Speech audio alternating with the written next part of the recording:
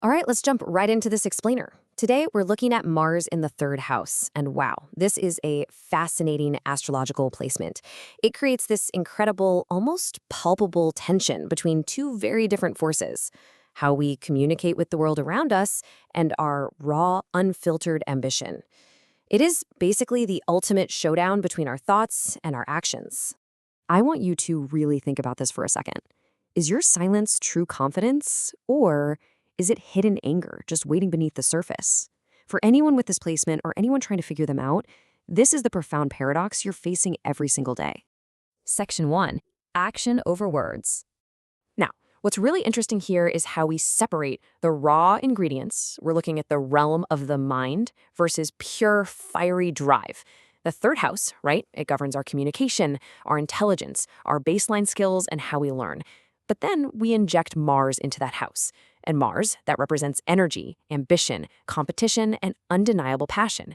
When you force that much heat and action into the house of the intellect, well, something pretty powerful is bound to happen. The result is a worldview perfectly captured by that old saying, actions speak louder than words. Because of this potent combo, people with this placement simply do not like to waste time explaining their intentions. I mean, why talk about what you're going to do when you can just go do it? They'd much rather bypass the whole debate stage entirely and just prove themselves through undeniable, tangible results. Section 2. The direct communicator. So these folks have a distinctly fast-paced approach to life. They think incredibly quickly. When a challenge pops up, they respond immediately instead of freezing. And more importantly, they solve problems instead of just talking about them endlessly. They literally despise analysis paralysis. While everyone else is sitting around theorizing about a situation, the Mars in the third house person feels this intense itch to just move forward, experiment, and see what actually works in the real world. The crucial takeaway here is that they heavily favor practical, hands-on knowledge over passive information. Reading a manual? Completely boring to them. Getting out there and experiencing it firsthand is where their real education happens. And this brilliantly illustrates their exact experiential learning loop. It's a highly efficient 4-step process. Step 1, doing. Step 2, testing. Step 3, failing. And Step 4, improving. They really don't fear failure at all because they just see it as the fastest, most direct route to getting better. They simply learn by jumping in head first. Section 3. Confidence or hidden anger. Now, this brings us to the deepest lesson of Mars in the third house. It's all about understanding that razor-thin line between immense strength and toxic suppression. On one hand, you have quiet confidence, this immense strength of self-control, where silence represents patience and real emotional fortitude. But on the other hand, there's a danger. Silence can also act as a mask for suppressed frustration.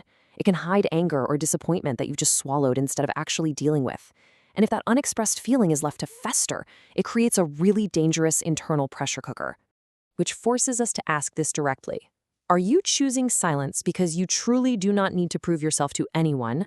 Or are you simply avoiding a conversation that desperately needs to happen?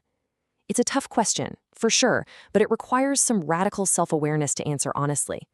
Are you secure, or are you just dodging conflict? Let's see how this builds into real-world behavior. There's a really stark contrast between a balanced and an unbalanced Mars. When balanced, this person uses their sharp communication like a precision tool to make real progress. They know exactly when to speak up and when to act, keeping their eyes entirely on the results.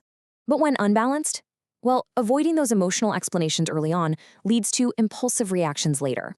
Small disagreements suddenly blow up into massive arguments, all because those overwhelming frustrations were ignored for way too long. Finding that balance is what brings true, lasting progress. Section 4. Learning through competition. As we know, the third house is naturally focused on developing your personal toolkit, your abilities, and your intellect. But when Mars sits right there, that natural curiosity gets a massive, almost aggressive motivational boost to constantly be improving.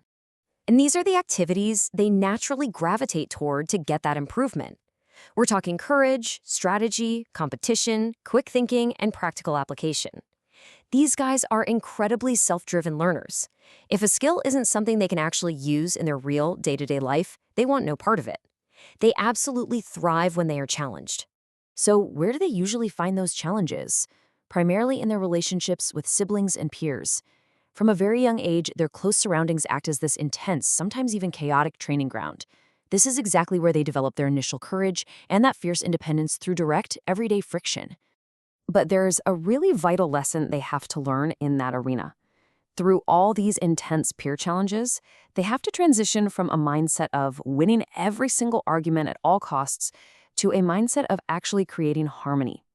They learn how to defend themselves, absolutely, but eventually they discover the huge difference between just dominating a fight and actually fostering the cooperation needed to get things done effectively. Section 5. Evolving into balance. Let's walk through this chronological evolution. In their younger years, this placement is usually marked by a whole lot of impatience and impulsive speech. They tend to shoot from the hip. Then, during the growth phase in the middle, this behavior is driven by a profound desire to prove their strength, often learning their absolute hardest lessons through direct conflict. But finally, we reach maturity. That chaotic, youthful energy transforms. It becomes highly focused action, strategic thinking, and deeply confident communication. And we definitely need to clarify this crucial point. Reaching this maturity does not mean they devolve into some cold, emotionally closed Sigma personality. That's a total misunderstanding. It's actually this beautiful journey of balancing action with expression. They don't become cold. They just realize they don't need to explain every single decision anymore. Over time, their consistency simply becomes their strongest, loudest message. So, I'm going to leave you with this final provocative thought. Do you know when actions are enough and when honesty can transform hidden emotions into your greatest strength? Whether you personally have this specific placement or not, mastering that delicate balance between what we do and what we say, well, that might just be the most powerful communication skill of all.